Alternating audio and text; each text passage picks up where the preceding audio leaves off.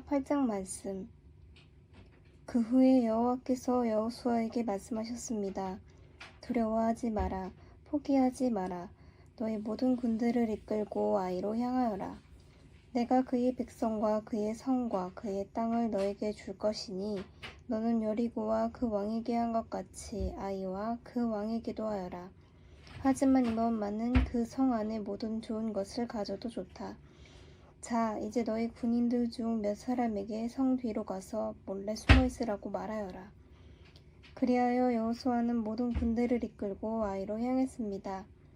여호수아는 군인 3만 명을 뽑아 밤중에 그들을 내보냈습니다. 여호수아는 그 군인들에게 명령을 내렸습니다. 여러분은 성 뒤쪽에 숨어 있으시오. 성에서 멀리 떨어져 있지 말고 성을 주의 깊게 살펴보면서 언제라도 싸울 준비를 하고 있으시오.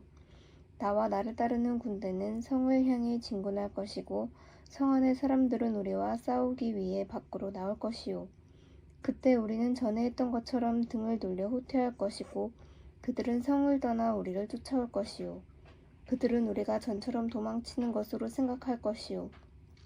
우리가 후퇴할 때 여러분은 숨어있던 곳에서 나와 성을 차지하시오. 하나님 여호와께서 여러분에게 그 성을 주실 것이오.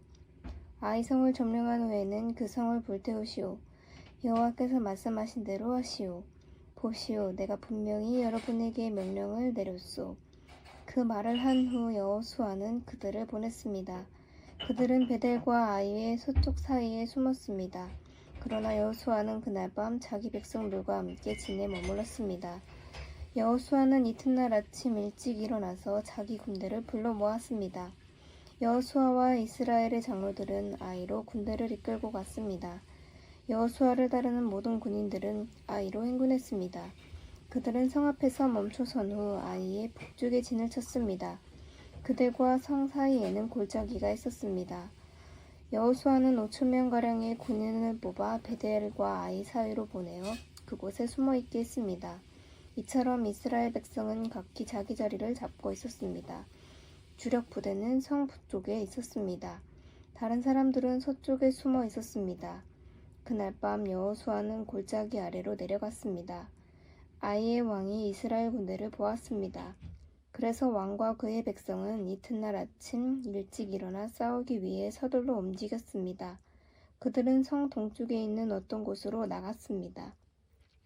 왕은 이스라엘 군인들이 성 뒤쪽에 숨어서 기다리고 있다는 것을 몰랐습니다. 여호수아와 이스라엘의 모든 군인들은 아이의 군대에 쫓겨 후퇴하는 척하며 광야길로 도망쳤습니다.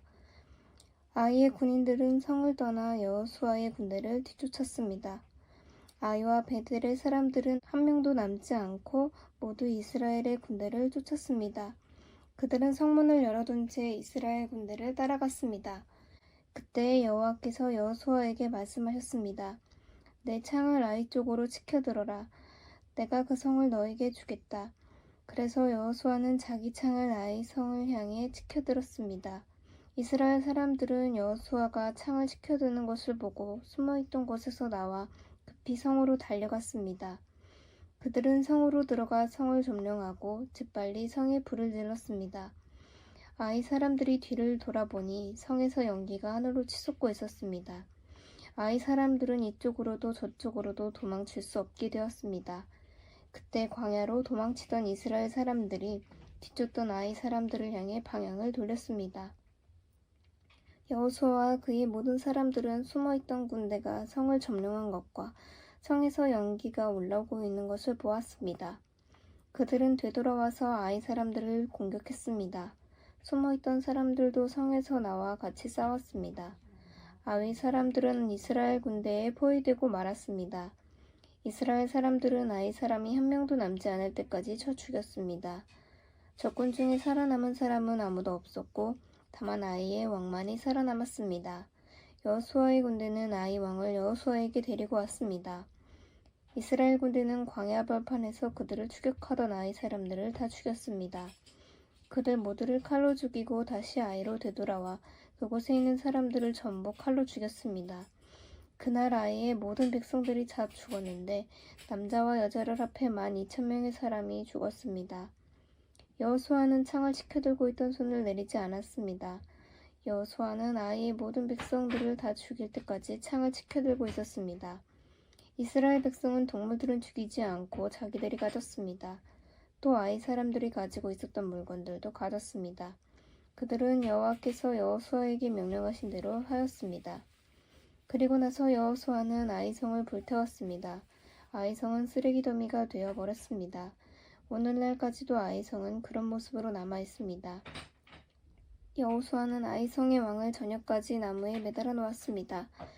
해가 질 무렵 여호수아는 왕의 시체를 나무에서 끌어내려 성문 아래로 던지라고 말했습니다. 사람들은 그것을 성문 아래로 던진 후 돌로 시체를 덮었습니다. 그 돌무더기는 오늘날까지도 그곳에 있습니다. 그 후에 여호수아는 이스라엘의 하나님 여호와를 위해 에발산에 제단을 쌓았습니다. 그것은 여호와의 종인 모세가 명령한 대로였습니다. 여호수아는 모세의 율법책에 설명되어 있는 것과 같이 제단을 쌓았습니다. 그 제단은 쇠 연장으로 다듬지 않은 자연석으로 만들어졌는데 이스라엘 사람들은 그 제단 위에서 여호와께 태워드리는 제사인 번제와 화목제를 드렸습니다. 그곳에서 여호수아는 이스라엘의 모든 백성들이 보는 앞에서 모세가 썼던 율법을 돌에 새겼습니다. 장로와 지도자와 재판관과 모든 이스라엘 사람들이 언약궤를 가운데 두고 섰습니다. 그들은 그 언약궤를 맨 레위 사람 제사장들을 앞에 섰으며 이스라엘 사람들과 이방 사람들도 모두 그곳에 섰습니다. 백성 중 절반은 에발산 앞에 섰고 나머지 절반은 그리심산 앞에 섰습니다. 그들은 전에 모세가 백성을 위해 복을 빌 때 그렇게 하라고 명령했던 대로 했습니다. 그 뒤에 여호수아는 율법책에 적혀있는 대로 복과 저주의 말씀을 모두 읽었습니다. 이스라엘 사람들이 다 모였습니다.